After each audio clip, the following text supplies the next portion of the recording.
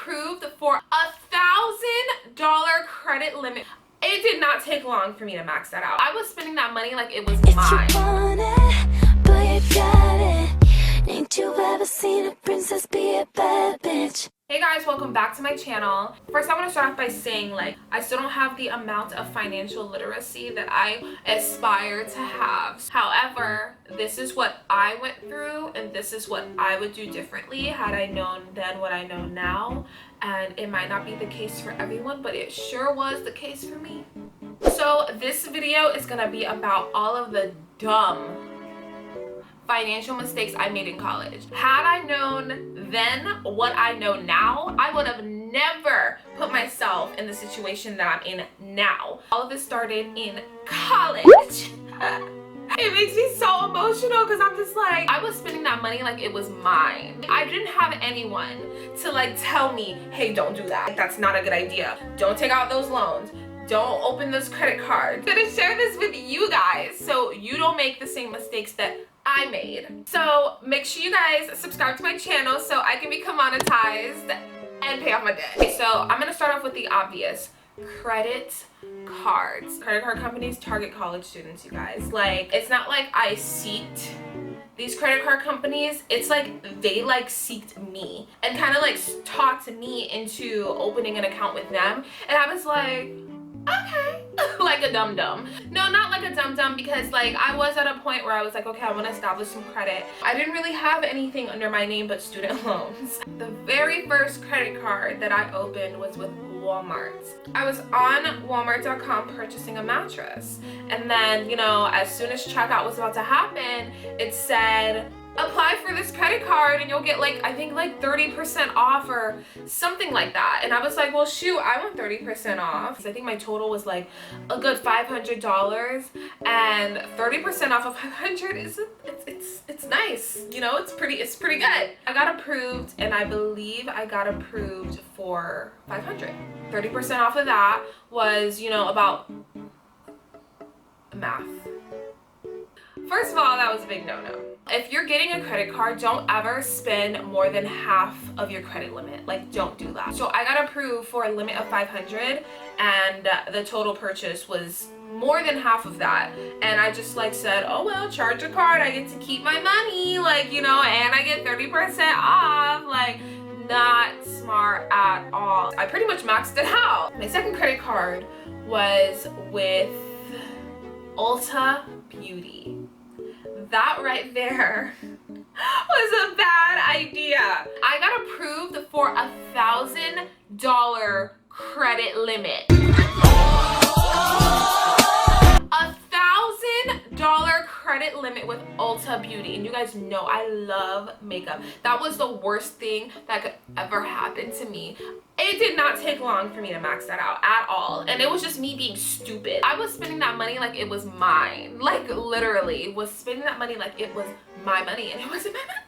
My entire makeup collection was literally spent on that credit card. I'm not saying don't get credit cards. I'm saying be smart with your credit cards. And I'm not gonna lie, I would not recommend getting a credit card in a store that you know is your weakness. If you know you're a makeup fanatic, do not get a credit card at a makeup store. If you know you love TJ Maxx and Marshalls and stuff like that, do not get a TJ Maxx credit card. Don't do it. Don't do it if you know you don't have self-control, which at the time I did not. Now I do, but I've been forced into having self-control. I had a few other credit cards, but this was the worst one that I could ever get. One day I was at my bank and I was withdrawing money to pay off the rest of my tuition. So I left, got in my car, was on my way to USF, because you guys know I went to USF, and I get a phone call, and I'm like from a number that I don't know. So I picked up, and it was bb&t. That's who I bank with. And it wasn't the teller that I was working with. It was a banker that called me. He was like, hey Miriam, I was trying to catch you, on your way out, but you had already left.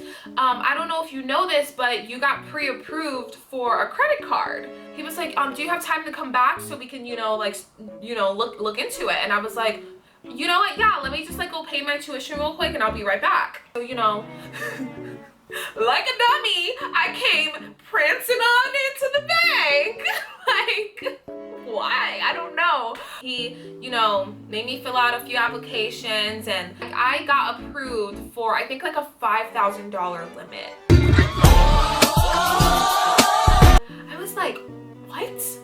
A $5,000 limit? Now, it's over. Like, now I have a credit card that I can use anywhere. And on top of that, I get rewards. Like, times got hard and, you know, stuff happens, you know.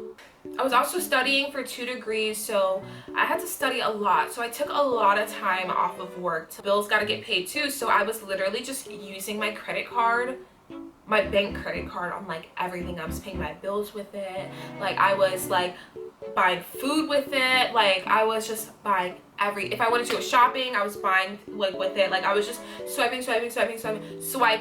If you're gonna open credit cards, don't go past half of your credit limit. And if you do, cut your card. If you know you don't have self-control, just cut it. Just cut it. Cut it. It's way cheaper to replace the credit card than it would be if you have the credit card in your hand and you know you don't have self-control. Another, like, you know, thing you can do if you don't want to cut your card, some people like literally take a Tupperware, fill it with water, put their cards in it, and then they freeze it. When you're thinking about going to the mall, or, you know, like, oh, I want to go shopping or whatever, like, your card is literally like frozen in a big block of ice, and by the time it melts for you to get your card out, like, you're probably gonna be like, I don't feel like going anymore. Maybe just like give your card to your sister or your mom or something, and like tell them, like, do not give me this card back unless it's an emergency. Don't do it. On a lot of college campuses, there's always tons of events where a bunch of either vendors or companies or banks or whoever comes out on campus and pretty much like promotes their business or whatever they're promoting. Well, I went to USF and we had this thing every Wednesday where, you know, it'd be like a whole strip of like just different companies. Like, they have their tent set up and they're just like passing out, you know, things, discounts, like, you know, free little paraphernalia, like stuff like that. One day, you know what's crazy? I think like this bank got in trouble for doing this. So one day, Wells Fargo was out at USF. And this person pretty much was like, hey, like, come over here, like, you know, whatever. I forgot what they were giving out, but, you know, my stupid self, like, was like, what is it? It's for free. What are we doing? One thing led to another, and I ended up filling out an application. I don't remember exactly what kind of application I was filling out, but I knew that the way they kind of like made me fill out the application, I had to give them my driver's license, my address, and like, it was like, oh, fill this out and you'll get this. I forgot what it was, but it was something that was like pretty cool, and I was like, oh, I want this, like, I just have to fill this out to get it, whatever. She didn't really explain to me exactly what I was filling out. I thought I was just filling out something to get emails, but I should have known. My stupid self, like, she asked for your driver's license. That's a little bit more serious. Come to find out, it was actually like, I was opening an account with Wells Fargo. Like, literally, like, that's what I was doing. And I was like, okay, well, whatever, I have another bank account, it's fine. You know, I was using it, and then I just decided, you know, I don't really like this bank, because I think Wells Fargo had this rule where you had to make like 10 purchases a month for them not to charge you like an insane amount of like, I can't remember, it was like a fee for, I guess, having an account or something like that. And I had both a checking and savings account. I stopped putting money into this account because, I mean, I didn't really like it. Like, you know, I kind of just went back to my old bank, and then, you know, I guess I like, you know, used up the last bit of money that was in it. One day, like, I got a letter from the bank, and it was like, hey, like, overdraft fees, whatever. And I was like, what? How do I have overdraft fees? Like, I'm not using this account. Like, apparently, like, you know, they're still charging me in order to, like, you know, keep this account open. Because the account didn't have anything in it, and they chart, like, you know, the charge for the account, like, kicked into my account, it knocked my account into a negative state, and it also charged me an overdraft fee for both of my accounts, for the savings and the checking. And I was like, okay, that's not fair. Like, so I called them and I was like, hey, like, I'm not paying this. Like, honestly, I didn't even know I was, like, you know, applying for a bank account. Like, is there any way we can close it? Kind of just got tired of it, like, paying all of these, like, fees, and it was just really annoying. Like, you know, tell me why, like, 3 months later, I think I got a call from some kind of corporate. I don't know exactly who it was, but they were pretty much like, hey, like that Wells Fargo account that you have, like, you know, how did you open it? How did the person approach you? Like, I just thought it was weird that, you know, somebody was reaching out to me, telling me, like, asking me, like, did you know you were opening an account? Like, did they kind of like force you to do it? Like, did you know what you were filling out? Did they offer an incentive for you to fill out this paperwork? And I told them, like, yeah. I remember, like, you know, like maybe 6 months later seeing something on the news, like a massive lawsuit happened with Wells Fargo where they were like opening accounts for people who didn't know that they were opening an account. Like, I was like, oh shoot, I think I was one of those people. It wasn't that big of a deal, but I thought that was pretty weird. But watch out for banks that chill out on college campuses and try to get you to fill out some paperwork, especially if they ask you for your driver's license. Like, I have heard that like banks really do capitalize off of college students, like for not having financial literacy. Because they know you're gonna max out and they know you're gonna slap some late fees on you. Like, they know they're gonna make a lot of money off of you. Like, they know that the percentage of you up is really high because of your age bracket and because of where you are in life and maybe the possible desperation for money. Refund checks. We all love a nice refund check. Like, we all love a week after the first week of class, that deposit that hits our account, the extra money that your school does not use from your scholarships, your financial aid, whatever, all goes into your pockets. We all love it. We all love it. But spend it wisely. Like, first of all, don't take out more than you need. That's what I did. I was like, I'll take out all of it. Like, you know, like a dummy. I literally took out the max that I could have taken out all 4 of my years of college. So when I like moved off campus, my refund check went from like, you know, $600 to like $8,000 pretty much. So I think what I would do, I'd pay like 2 or 3 months of rent up front, and then I just like pretty much blow the rest. Like, I would just go shopping and splurge and, you know, not use the money wisely. Spend your refund check wisely. Had I known then what I know now, I would have taken that money and for sure invested it into a business or something that could have like doubled or tripled the money to where I could pay the money back and have some money left over. Also, if you are living on campus, you are required to get a meal plan. Every semester that I was living on campus, I would just get the max meal plan, which is like the most expensive meal plan. And my account would be left with so much money at the end of this semester. And you don't get that money back at all. It freaking sucks. Like, I think I remember one semester I was left with like $1,000 worth of meal plans. Like, so I was just buying like everything in bulk, like at the end of the semester, because I knew I would not have been able to get that money back. And it really sucks. One other thing that I did when I was nearing the end of the semester and I saw that I had a lot of money left, and say like I was behind a student that was about to pull out their debit card to pay for their meal, I would say, hey, like, put it on my meal plan. Like, you know, because I'd rather give that money to another student who's literally about to spend their own money that's coming out of their pockets than to let that money go back into the school because they're a multi-billion-dollar company.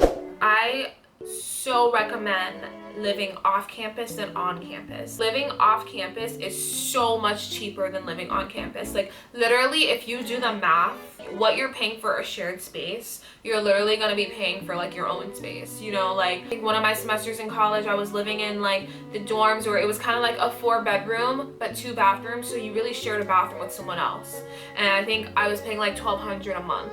And then I ended up moving into an apartment where it was a 2-bedroom 2-bath. I had my own bathroom, I had literally my own side of the house, and I was paying like $800 a month. So like, I fully recommend that you live off campus rather than on campus. I know your first year you may not have a choice because some colleges require that you live on campus if you live like a certain miles away from school, but child, live off campus if you can. Parking passes. You're gonna be living off campus. Depending on how many classes you're taking and what time your classes are, I would for sure, like, you know, do some math on how much it would cost for a parking pass compared to how much it would cost to just pay a meter. I would really, you know, do some calculations and see if metered parking is going to be cheaper than a parking pass, because those parking passes can get very expensive. Very, very expensive. Gym memberships. I remember, I think I had a gym membership with LA Fitness, and I think that's like $30 a month. When, you know, I didn't really need that membership, because typically when you're in college, you get to use the gym for free. I really didn't need to pay that extra $30 a month for a gym membership at LA Fitness when I could use my USF gym for free. Pass all of your classes the first time. Like, literally. I don't care if you're going through a breakup. I don't care if you're going through whatever. Time is money. Classes are not cheap. Like, you're gonna have to pay it all over again to take it again. That's actually why I ran out of money my like last 2 semesters, and I had to get that Parent Plus loan because I kept failing my freaking classes. Make sure you guys pass your classes the first time, because it only saves you money at the end of the day. Like, you won't have to take out more money if you pass your classes the first time. Like, you won't have to spend that same amount of money again. Like, pass all your classes the first time. It will save you money and it will save you time. Make sure you're going to school for the right reasons. Like, make sure you're majoring in the right thing, because it sucks, but a lot of us like find ourselves majoring in something that we are only majoring in because our parents want us to do that, or society wants us to do that, when realistically, like, you probably don't even want to do that. Me personally, I have a degree in biology and biophysics. Did I like it? No. Am I doing anything with it now? No. If I could go back, I would for sure major in like something that has to deal with broadcast or TV, or, you know, mass communications or something of that nature. But realistically speaking, if I would have really sat and thought about what I really wanted to do early on, I mean, we all make mistakes, like, you know, whatever. I would have been, you know, probably in a career that I actually enjoyed, rather than, you know, sitting here trying to figure out my life with all this debt. I hope somebody takes something out of this video and you avoid all of the hardship I had to go through with the dumb financial mistakes that I have made, because my stupid ass does not have self-control and just wants to swipe my card everywhere and shop everywhere. Like, so I hope you guys enjoyed this video. Don't forget to like, comment, and subscribe. Please subscribe, because your girl needs to get out of debt and she's trying to get her videos monetized. So help a sister out by subscribing. Make sure you share this video with whoever you think could use a video like this. Thank you for watching.